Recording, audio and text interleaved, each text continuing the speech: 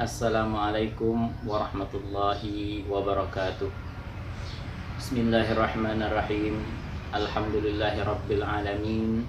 Wassalatu wassalamu ala asyrafil anbiya'i wal mursalin Sayyidina Muhammad wa ala alihi wa sahbihi ajma'in, amma ba'du. Alhamdulillah, kita masih dipertemukan kembali. Pada kesempatan kali ini kita akan membahas hadis yang ke-14. Hadis yang ke-14 ini diriwayatkan oleh Ibni Mas'ud atau Abdullah bin Mas'ud. Sebelum kita membahas hadis yang ke-14 ini, marilah kita membaca surah Al-Fatihah. Ila hadratin Nabi Mustafa sallallahu alaihi wasallam wa ala alihi wa azwajihi wa zurriyyatihi ajma'in, wa khususan ila ruhi muallif Imam An-Nawawi. Al-Fatihah. A'udzubillahi minasyaitonir rajim. Bismillahirrahmanirrahim. Alhamdulillahirabbil alamin, arrahmanir rahim, maliki yaumiddin.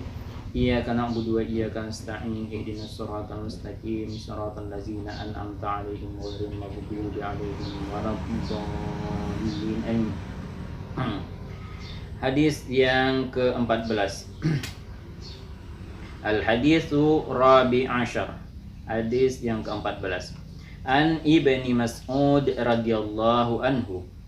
Qala Rasulullah sallallahu alaihi wasallam, la yahillu damu mri'im muslimin illa bi ihda thalasin as-sayyibu zani wan nafsu bin nafsi wat tariku lidinihi al-mufariqu lil jamaah, rawahul Bukhari wa Muslim. Ya, al-hadis ar-rabi' asyar, artinya hadis yang ke-14. Hadis yang ke-14 ini diriwayatkan oleh An Ibni Mas'ud radhiyallahu anhu. Hadis yang ke-14 ini diriwayatkan oleh sahabat yang bernama Ibnu Mas'ud. Ibnu Mas'ud ini bernama Abdullah bin Mas'ud radhiyallahu anhu. Semoga Allah meridhai beliau.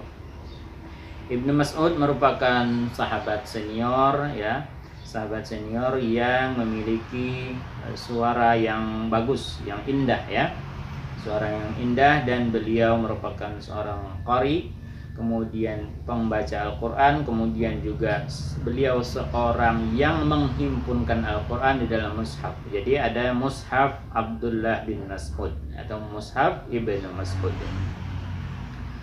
Beliau mengatakan qala, bahwa Rasulullah sallallahu alaihi wasallam, bahwa Rasulullah sallallahu alaihi wasallam bersabda, la yahillu damu mri'in muslimin illa bi ihda thalathin. Kata Rasulullah, la yuhillu damu mri'in muslimin illa bi ihda thalathin. Tidak halal menumpahkan darah kaum muslim, orang yang Islam, kecuali, ya, kita tidak boleh membunuh, tidak boleh menumpahkan darah, tidak boleh melukai orang muslim, ya,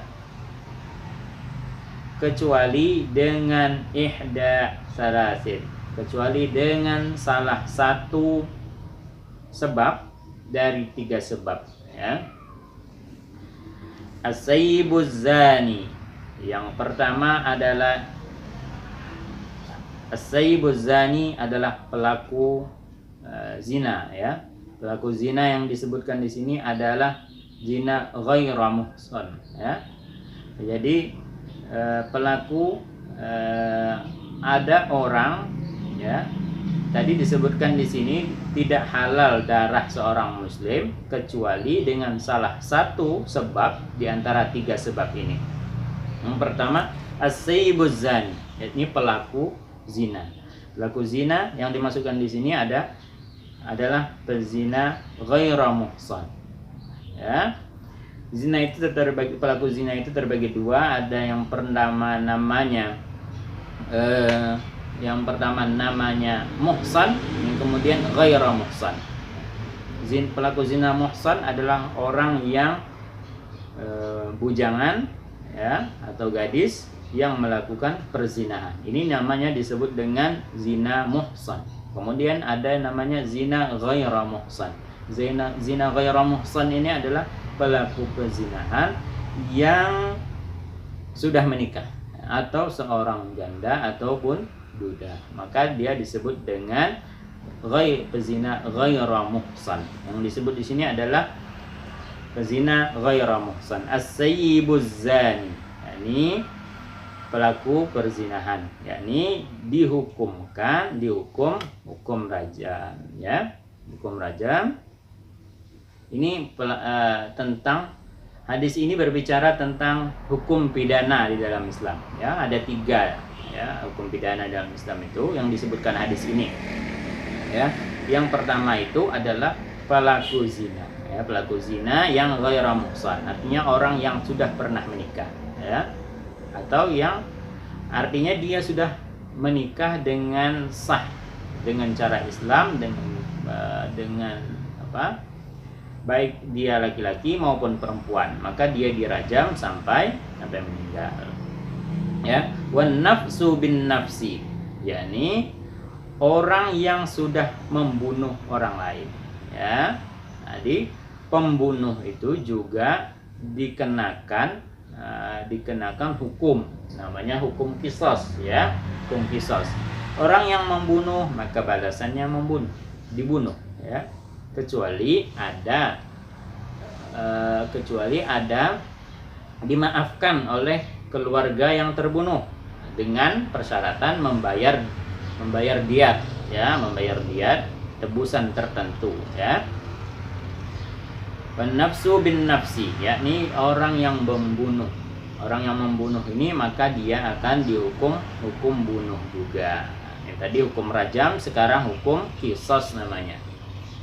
Tadi hukum jilid ya, bukan ya. Yang tadi dirajam, kemudian yang ini hukum qisas ya. Dalam Al-Qur'an surah Al-Baqarah disebutkan ya ayyuhallazina amanu kutiba alaikumul qisasul qatla.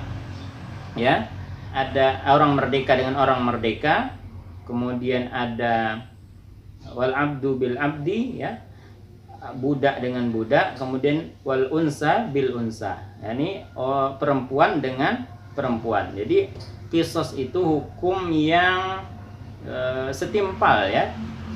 Apabila jiwa dengan jiwa, apabila yang dipotong tangan maka potongannya balasnya qisasnya tangan dipotong. Apabila telinga yang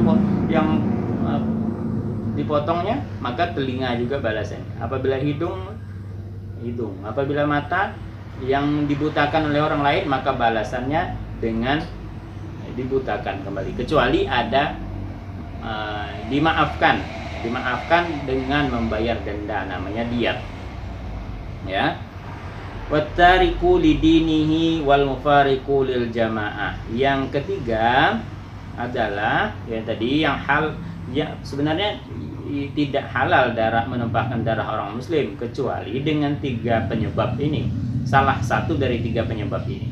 Yang pertama tadi pelaku zina, kemudian pelaku pembunuhan, kemudian ada pelaku pembunuhan ini juga ada terbagi menjadi 3 ya. Ada pembunuhan yang sengaja, ada pembunuhan yang seperti sengaja, dan ada pembunuhan yang tersalah atau tidak sengaja. Jadi yang dimaksud pembunuhan di sini wan nafsu bin nafsi di dalam hadis ini adalah pembunuhan yang sengaja. Maka itu akan dibunuh juga ya. Karena di dalam Al-Qur'an tadi disebutkan bahwa pembunuhan yang jiwa dengan jiwa. Jadi ini adalah hukum qisas ya. Kemudian yang ketiga, penyebab ketiga bahwa menjadi halal darah seorang muslim itu adalah wattariku lidinihi al-mufariqu lil jamaah, yakni meninggalkan agama dan berpisah diri dari jamaah. Artinya orang yang mengeluarkan atau keluar dari agama Islam, orang yang murtad, maka dihukum juga ya. Dia orang yang murtad kemudian dia memburuk-burukkan agama Islam, maka orang seperti ini akan dihukum, ya.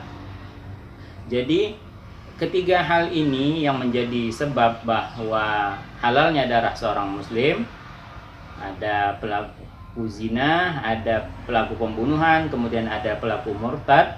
Maka ketiga hal ini menjadi aturan, menjadi ketetapan yang diurus oleh negara atau diurus oleh peraturan pidana. Di Indonesia sendiri tidak dilaksanakan pidana Islam ini, tetapi di negara-negara lain, di negara-negara yang memang menetapkan pidana Islam, mereka akan melaksanakan tiga hal ini, ya.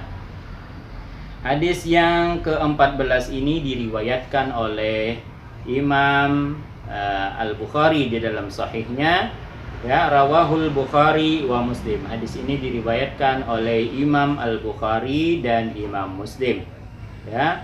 Pelajaran yang kita ambil dari hadis ini adalah bahwa tidak boleh menumpahkan darah orang muslim, tidak boleh melukai, bahkan apalagi membunuh, ya, kecuali dengan tiga hal tersebut. Demikian pembahasan kita hadis yang ke-14 ini, mudah-mudahan bermanfaat.